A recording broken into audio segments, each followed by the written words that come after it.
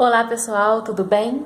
Hoje nosso vídeo vai te dar dicas bem importantes para você resolver um grande problema, a questão de rampas com trajetórias em curvas 90 graus para carros. Isso é um grande problema na atualidade, principalmente pelos grandes tamanhos, os grandes comprimentos de carros hoje. Nós temos picapes, aí cabine duplas, caminhonetes que chegam a 5,40 m, 5,60 m. Então, preste atenção nessas dicas para você não ter mais problemas na hora de projetar rampas nos seus prédios. Fique com a gente até o final. Então vamos lá. Hoje, se nós pesquisarmos na internet ou até mesmo recorrermos aos materiais que tínhamos da nossa época de faculdade, não podemos considerar as medidas indicadas para fazer nossos projetos. Porque, como eu falei, com os comprimentos maiores, quando o carro tem que fazer uma trajetória em rampa, fazendo esse ângulo de 90 graus, é bem complicado se seguirmos as medidas, dimensões sugeridas na grande maioria dos materiais que nós temos disponível hoje. Vou mostrar alguns exemplos aqui. Nesse caso, por exemplo, vem essa largura livre de 3 metros aqui sugerindo. Tudo bem, numa rampa, inclusive reta, se for 3 metros livres, até tá ok. Nesse caso aqui, por exemplo, essa largura mínima de 4 metros vira bem com um carro pequeno. Uma caminhonete dupla hoje, você já não faz essa curva tão legal.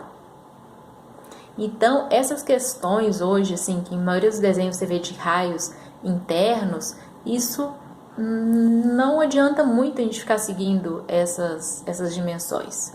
Então, essa largura mínima, eu sugeriria a vocês trabalhar no mínimo 4,5, ideal 5, essa largura mínima na hora de fazer a curva. Por exemplo, vejam esses desenhos também. Tá vendo? Aqui tem as medidas do carro, é uma confusão danada. Já pensou você conseguir tentar fazer um cálculo desse? Para as várias dimensões de carros que nós temos?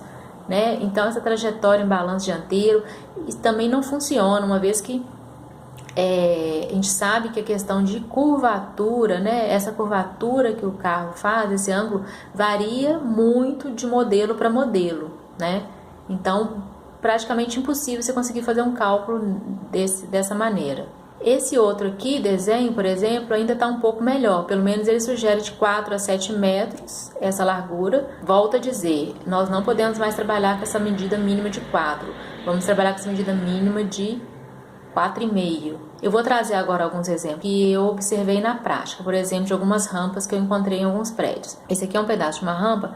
Ela vinha aqui reto e o carro tinha que virar aqui. Então, o que nós percebemos na prática é que carros pequenos até viram nessa rampa, entendeu? Por quê? Aqui você tem essa abertura de 4,45 que ajuda. Então, ele vem, vira mais fácil, mesma coisa na volta, ele teria que vir bem encostadinho aqui para conseguir virar. Mas já um carro maior, uma caminhonete dupla, ela não faz esse retorno. Porque na prática eu venho observando, então uma dica que vocês podem ficar atentos, qual é o problema? O problema não é a largura de onde o carro está vindo, e sim a largura onde ele vai virar, para onde ele está virando. O que é importante é essa largura para onde ele vira ter essa medida mínima de 4,5, o ideal 5. Para fazer com mais tranquilidade essa curvatura. Mas como geralmente as rampas são idas e vindas, mão dupla, vamos falar assim, você tem que considerar na ida e na volta, entendeu? Então, por exemplo, aqui até uma caminhonete viraria até, mas ela não consegue voltar, porque aqui, ó, você só tem 3 metros.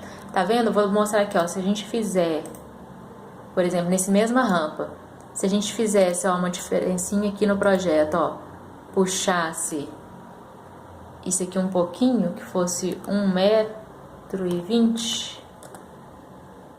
tá vendo? Que aí aqui nesse ponto eu cresceria já para 4,30, já tá melhorando, entendeu? O ideal, igual eu falei, se tivesse pelo menos 4,5. Mas vocês entenderam o ponto? É na hora da virada que é o problema, não é de onde o carro está vindo. E essa medida aqui pode ser os 3 metros, poderia ser se o carro fosse só nesse sentido aqui, entendeu? Então, o que eu percebi, por exemplo, que eu tive casos em prédios que tinha essa largura legal, então o carro vinha subindo, na ida ele virava até tranquilo, a caminhonete. Mas aí na hora que ele tinha que sair da garagem, que como ele tinha essa medida restritiva, tipo nesse exemplo, na hora de voltar que era o problema. Ele tinha que vir em um cantinho e uma caminhonete fazer umas 5 manobras e dependendo do motorista não conseguia também. Entendeu? Então esses são os problemas. Esse aqui é um exemplo de uma rampa curva que existe num prédio também. É uma rampa que eu percebi, a gente fez uns testes com uma caminhonete Toro, até subiu, sendo um bom motorista. Até sobe caminhonete outras duplas também. Só que já não é com tanta facilidade, entendeu? Tá vendo? Aqui ela tem 4 metros internos, tem esses raios externos aqui, internos, 4 metros de largura. Então, igual eu falei, já não vira, mas não vira com muita facilidade. A Toro também não é uma das maiores.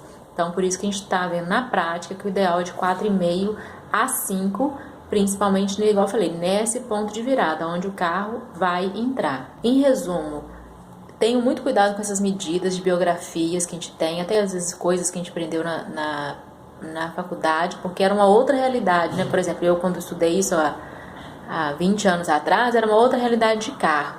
Então, realmente é uma coisa que a gente vem aprendendo com os erros na prática e eu venho vivenciando e presenciando erros de várias construções, né, em várias cidades. Então, é uma coisa muito importante, então muito cuidado com os materiais que vocês acham, as referências bibliográficas, porque lembrem que a realidade das dimensões dos carros mudaram. Um resumo rápido, para caminhonetes, cabine dupla, o ideal é a entrada da virada, igual eu falei, a curva, né, para onde o carro está indo, né? Então, mas considerando que é ida e vinda, temos que pensar nos dois sentidos. Seria ideal 5 metros de largura, para você não ter estresse com os seus clientes na hora deles fazerem essas curvas. Falando um pouquinho de inclinação, a parte curva da rampa, o ideal seria 15%. Porém, na minha cidade, a gente pode fazer rampa de carro com até 30%. Reto, ainda tudo bem.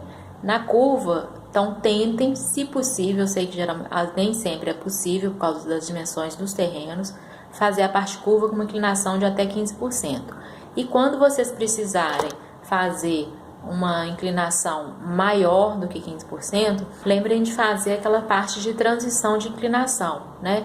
Que seria uma faixa quando você vem com 25, aí em vez de zerar, chegar na parte reta, você faz uma transição de rampa ali com 10% para evitar que carros mais baixos batam o fundo. Então é isso aí, pessoal. É um vídeo rápido com essas dicas, mas que vão evitar grandes problemas para vocês, né? E problemas que às vezes é muito difícil de resolver depois que a obra está pronta. Fiquem ligados, qualquer dúvida podem deixar no comentário. Não se esqueçam de curtir o vídeo e se não for inscrito no canal, se inscreve aí embaixo. Até mais!